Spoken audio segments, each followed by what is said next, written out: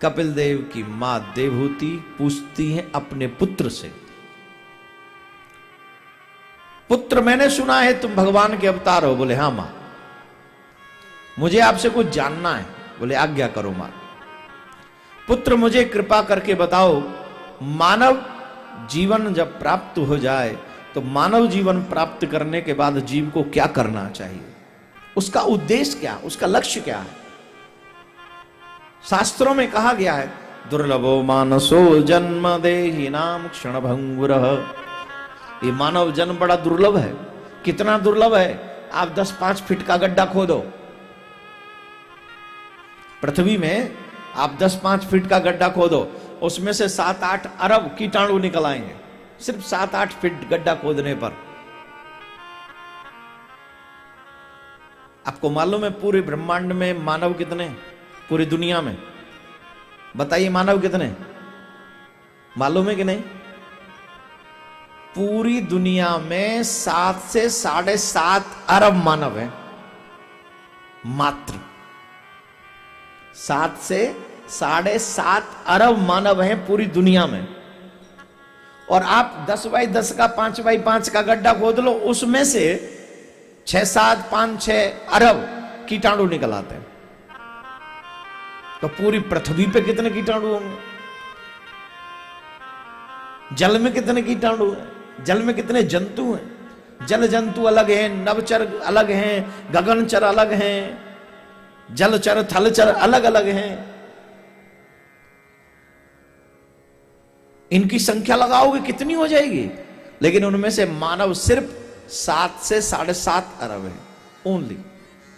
वो मानव जन्म आपको मिला है, वो मानव योनि आपको मिली है।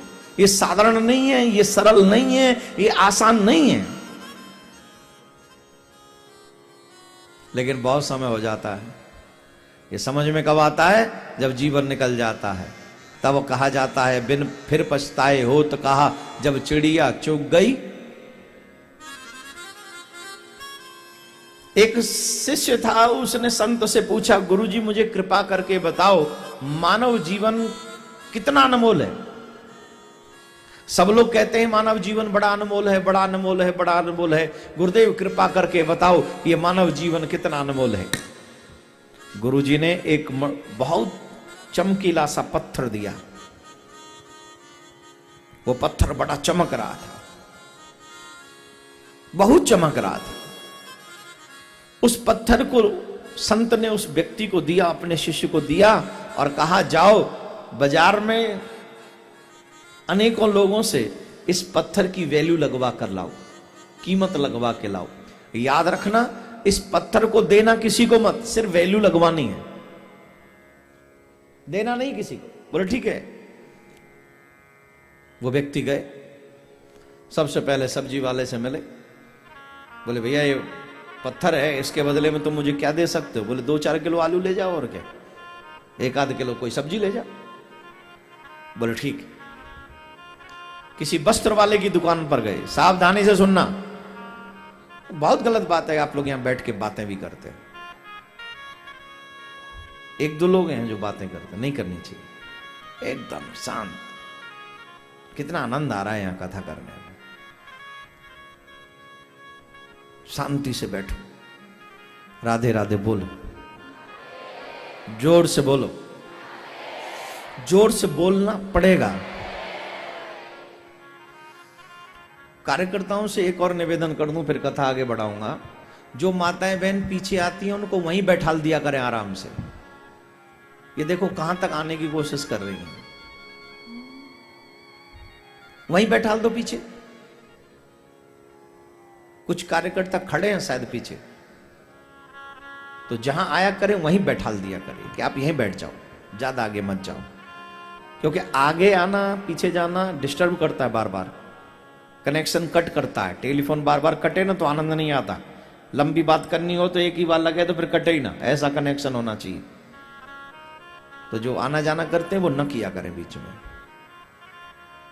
पीछे आ रहे हैं वो पीछे बैठ जाए। अभी सुने, कहां था मैं? आलू बिक गए? नहीं बिके? वस्त्र वाले की दुकान पे गया वो व्यक्ति, और वस्त्र वाले को, उस दुकान वाले को वो पत्थर दिखाया और उसने कहा कि भाई इसके बदले में तुम मुझे कितना वस्त्र दे सकते हो। तो उसने कहा देखो भाई ये पत्थर तो चमक रहा है, इसका मतलब थोड़ा बहुत कीमती होगा, लो एक काम करो 2-3 थान ले जाओ, 2-3 थान ले जाओ, इतना ही चमकीला होगा ये, इतनी इसकी कीमत होगी। बोले ठीक है। फिर वो एक बर्तन वाले की दुकान पे गया, उससे पूछा द सेम क्वेश्चन कि तुम इसके बदले क्या दोगे। तो उसने कहा कि भाई तुम 2-4 बर्तन उठा ले जाओ पीतल के। फिर किसी सुनहार के पास गया, इसके बदले क्या दोगे।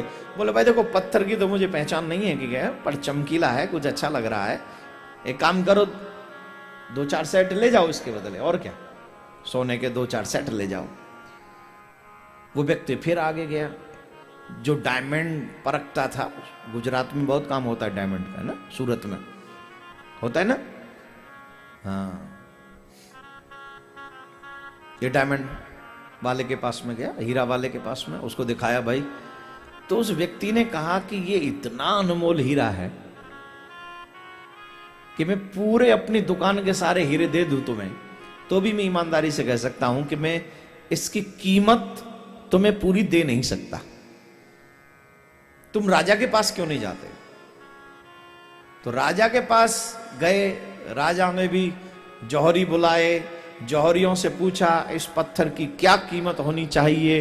तो असली परख रखने वाले लोगों ने कहा आप अपना पूरा राज्य भी इसके बदले में दे दो, तो भी इस पत्थर की कीमत चुकने वाली नहीं है, इतना बेशकीमती ये पत्थर है। वो लौट के आ गए, गुरुजी से पूछा, गुरुजी ने पूछा जाके आए, बोले आ गया गुरुदेव। बोले अब बताओ। बोले गुरुदेव ऐसे ऐसे हुआ, आलू वाले ने कहा 2-4 किलो ले जा, वस्त्र वाले ने कहा 2-4 थान ले जा, बर्तन वाले ने कहा 2-4 बर्तन ले जा, सुनार ने कहा कि भाई 2-4 हर बार ले जा, सेट ले जा, हीरे वाले ने कहा पूरी दुकान के हीरे ले जा, फिर भी मैं कीमत नहीं चुका पाऊंगा।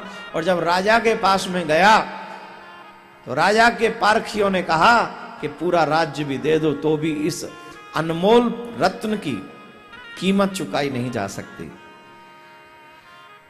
बोले हो गया काम। बोले जी हो गया, पर गुरुदेव यही तो बता दो कि मानव जीवन का मोल क्या है। तब गुरुदेव ने कहा इस पत्थर जैसा ही है मानव जीवन, जिसकी समझ में ना आए, जो समझना ना चाहे, उसके लिए 2-4 किलो आलू खाओ पियो आनंद करो। जो थोड़ा बहुत समझदार है वो कपड़े डिजाइनर पहनो, फैशनेबल, और उससे भी थोड़ा समझा है तो बोले 2-4 बर्तन ले जाओ, सामान इकट्ठा करो, घर बनाओ, पैसा कमाओ। कोई गहना इकट्ठा करता है, कोई डायमंड इकट्ठा करता है, लेकिन असली पारखी वही है जो समझ लेता है कि इस जीवन का तो कोई मोल ही नहीं है, ये अनमोल है, ये भगवान से मिलाने का एकमात्र साधन है, ईश्वर से मिलाने का एकमात्र साधन मानव जीवन है, और कोई रास्ता नहीं है। सिर्फ मानव जीवन में ही तुम भगवान से मिल सकते हो, और कोई ऐसा साधन नहीं जहां से तुम भगवान से मिल सको, कोई साधन नहीं, एकमात्र। इसलिए शास्त्रों में कहा दुर्लभो मानसो जन्म, इसलिए रामायण में लिखा बड़े भाग्य मानुष तन पावा, सुर दुर्लभ सद ग्रंथन गावा। लेकिन कई लोग पी के निकाल देते, कई लोग नोट कमा के उनकी गड्डी पे सो के निकाल देते हैं, और कई लोग संतों के सानिध्य में आकर हाथ में माला झोली लेकर इतना धन इकट्ठा करके जाते हैं कि पूरी दुनिया का खजाना भी उन्हें शून्य नजर आता है, वो सिर्फ मेरे गोविंद के गीत गाते हैं। और सही माने में उन्हीं को मानव जीवन की सही वैल्यू मालूम है। कोई पीकर पड़ा है, कोई विचारों से पड़ा है, कोई पी के पड़ा है, कोई विचारों से गिरा पड़ा है, लेकिन सच्चा मोल उसी को पता है जो मेरे ठाकुर के सामने खड़ा है, मेरे गोविंद के सामने खड़ा है। वरना कईयों को तो कथा में ही जाके नींद आ जाती है, इतने पापी होते हैं। सोफा मिला नहीं कि हो गई नींद्रा पूरी।